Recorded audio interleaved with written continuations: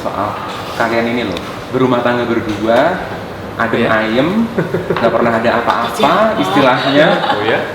Sementara yang lain-lain baru 7 bulan hempas, yang lain-lain 1,5 tahun hempas.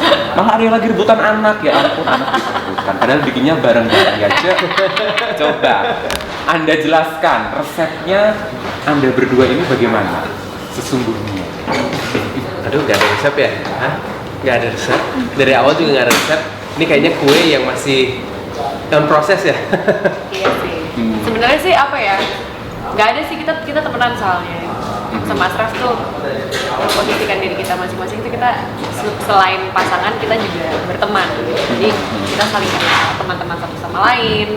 Terus kita juga saling apa ya? Saling support satu sama lain, dan yang paling penting sih kalau udah kayak kita nih udah tahun ini 9 tahun gitu kawin. Jadi udah ya kalau orang bilang kan wah awal-awal romantis ini apa sih, itu tuh udah macam-macam yang kita lewatin gitu. Bukannya kita juga adem ayem terus juga enggak gitu, sebenarnya juga masalah pasti hadir gitu. Cuma bagaimana menyingkapinya ya karena kita berdua yang penting sih satu ya kita brutally honest gitu kita berarti. Jadi dua-duanya sama-sama jujur mengenai misalnya kalau ketidaksukaannya apa atau sukanya apa atau ada masalah apa tuh diomonginnya sejujur-jujurnya gitu. Jadi maksudnya kalau ada orang lain yang datang, tau gak sih si Asraf gini ya, aku tahu gitu. Sejelek-jeleknya dia aku tahu, sejelek-jeleknya aku dia tahu gitu. Jadi sebenarnya itu doang sih. Apa lagi sih? Ya? Apa lagi? Sudah lengkap. Sudah lengkap. Enak banget ya jadi Asraf ya. Nggak sih, emang ya kalau dari sisi aku, brutally honest tuh iya. Mungkin dari sisi nothing to lose juga. Sebenarnya gimana ya, mau relationship yang bagus harus berani untuk lose everything, ya harus berani untuk lose everything. Kadang-kadang ya ibaratnya gitu, kamu bilang brutally honest kan, kadang-kadang di momen brutally sebelum kita mau ngomong sesuatu pasti kita nggak ngomong. The reason why orang nggak ngomong jujur is karena takut kehilangan, takut kalau aku ngomong ntar nanti ilfeel, lose moment, lose cinta, lose lah pokoknya nggak dapat, Tapi ya harus berani untuk kehilangan segala sesuatu, baru bisa merasakan apa yang benar-benar ada, right? Filosofis nih. Gue agak lost track gitu. Kayaknya bengong banget ya tadi. Iya, oke. Ntar dulu maksudnya yang mana nih gitu? Bunga straightforward to the point. Aku terjun dalam dan apa?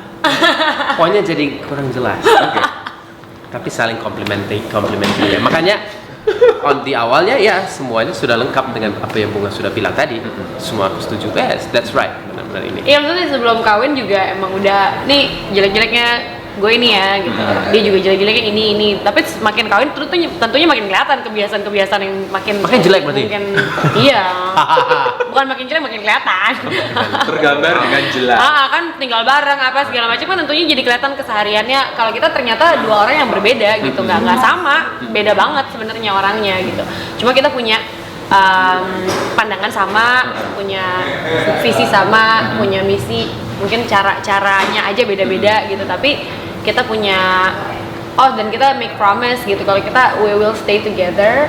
Jangan stay cuma karena kalau misalnya udah kawin lama nanti nih awal-awal dulu waktu mau kawin.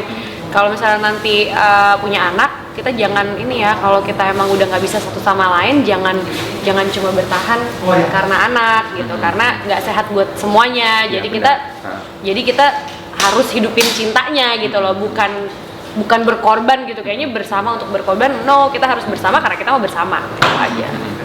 Ada yang bilang katanya nikah itu paling berat di 3 tahun pertama. Ntar kalau udah lewat 3 tahun, lo lega deh, mau ngapain aja. Udah 5 tahun sampai ke tahun kelima, 3 tahun berat, terus lega sampai 5, 5, 6, 7 lah. Habis itu 9, terus 10, 11, 12. Nah, kalian sendiri berdasarkan pengalaman gitu, iya nggak sih 3 sampai 5 tahun pertama tuh, aduh gini amat ya, atau biasa-biasa aja ternyata oke kok. Kayaknya tiap ini ada fase beda-beda ya. Kalau kita kan tahun kedua itu pasti ada ini. Tahun kedua hamil gitu. Ya, jadi terus habis itu punya anak, berjuang lagi. Karena itu merupakan adjusting satu lagi, ya, gitu. punya anak walaupun sesuatu yang sangat indah, tetapi it's a huge challenge. Banyak orang yang karena punya anak terus Iya. malah jadi bisa tuh ada gitu. Karena Ada satu orang lagi nih ikut, jadi kan ritme berubah kan? Iya, semua berubah dan cukup stressful. I mean kita dengan jujur kita bisa ngomong kita nggak punya early childhood sama Noah yang benar-benar santai enak, ya penuh dengan perjuangan, kerja keras. Dari sisi Noahnya dia calling baik gimana, terus kita belajar gimana caranya untuk menjadi parents dari awal, pengennya perfect banget tapi abis itu harus let go, nggak boleh perfect, no such thing as perfect parents, tapi apa yang kita bisa nih, kita bisanya ini, ya udah itu kita lakuin. Dari situ kita, habis itu kita harus balik lagi nih, ingat gitu kalau kita couples ya, bukan cuma parents gitu. Jadi kita harus igniting the sparks gitu. Momen itu harus ingat kalau kita udah terlalu fokus jadi orang tua, jangan sampai lupa nih kalau kita punya pasangan loh. Kita tetap harus ngedate, tetap harus pergi, harus ada, karena kalau enggak susah. Begitu kita jadi orang tua, kita kadang-kadang suka terlalu fokus jadi orang tua, terus lupa kalau kita masing-masing harus saling peduli, harus peduli satu sama lain. We were couple first sebelum ya itu yang kita selalu utamain sih. Kalau anaknya mau happy, kitanya harus happy sebagai pasangan. Jadi anaknya juga ngelihatnya happy gitu. Dia ngelihat benar-benar example. Jadi example yang kita tunjukin ya hidupan sehari-hari yang kita tidak memikirkan, kita tidak mikir wah ini yang aku mau ajarin pada anak. Justru just how we are every day.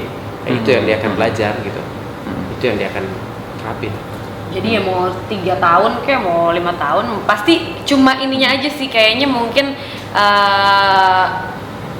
perjuangannya beda-beda. Mungkin ada orang yang 3 tahun mungkin ngelewatin apa tapi buat aku sih kalau menurut lagu aku yang persepsi cinta aja. Tergantung kita mau lihatnya gimana. Kalau kita ngeliatnya berat ya berat. Kalau kita ngelihatnya ini challenge yang emang kita bisa kok atasin ini ya kita bisa gitu aja.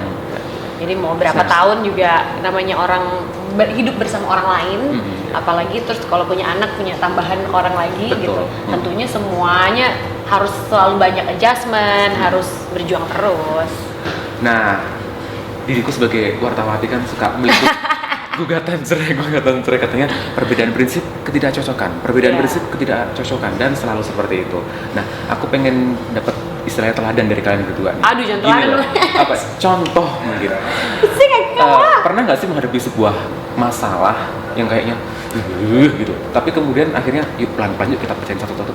Bisa ternyata gitu. Artinya kan sebenarnya setiap masalah itu ada solusinya loh. Nggak harus berujung seperti itu. Mungkin bisa dikasih satu contoh. Satu contoh. Well, first kita harus pikir juga persepsi. Kalau ujungnya berpisah, kadang-kadang itu mungkin yang terbaik.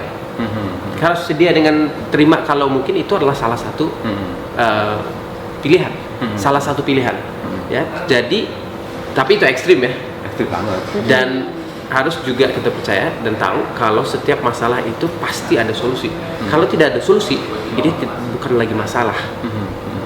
Itu udah selesai. Maksudnya kalau ada sesuatu yang tidak ada solusinya, berarti itu bukan masalah lagi. Namanya udah yang lain.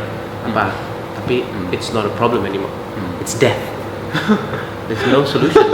Right? Udah no solution. Tapi kalau masalah itu pasti ada solusi. Pasti. Ya, kan karakter orang beda-beda ya. Tentunya kalau orang memilih untuk bersama atau tidak bersama, mereka punya pertimbangan yang berbeda-beda gitu.